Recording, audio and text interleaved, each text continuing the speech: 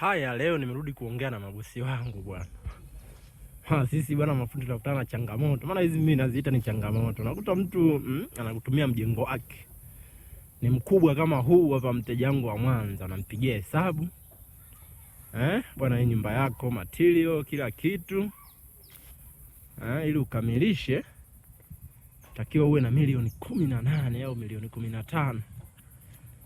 Na unakuta mwingine labda anatumia bati za vigae, unakuta hapa kama ile labda inagharimu hadi milioni 20. Kila kitu. Unakuja kwenye ufundi.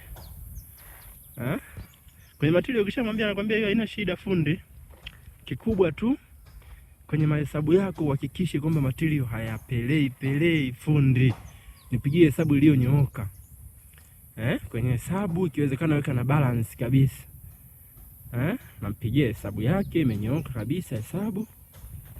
Kija kwenye bei sasa, hapo ndo kwenye vituko na ndo kwenye masiara ya watu wengi. Wanaona kama sisi tunacheza, hatuko kazini yani. Bila wao kujua na sisi hapa tuko kazini kama wao walivyokuwepo kazini. Nakuja nakwambia, fundi wewe unatamaa sana, bei yako ni kubwa sana.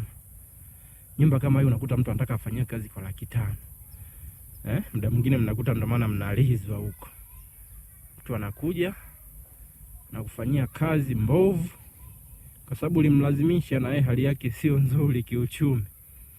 Nakuta anakuumiza baadaye. Kwa hiyo pointi yangu hapa siku kwa ajili ya kudharau mtu mwingine, lakini na washtua tu.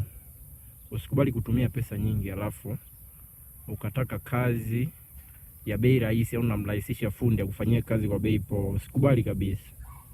Ndio maana hata wewe kuna baadhi ya vitu unajua kabisa hichi kitu kwa bei nayouziwa hichi kitu inakuwa sio kizuri. Kwa hiyo jitahidini sana kupima, hata nyie tu wenyewe. Sometimes unapima tu hata wewe kama sio fundi.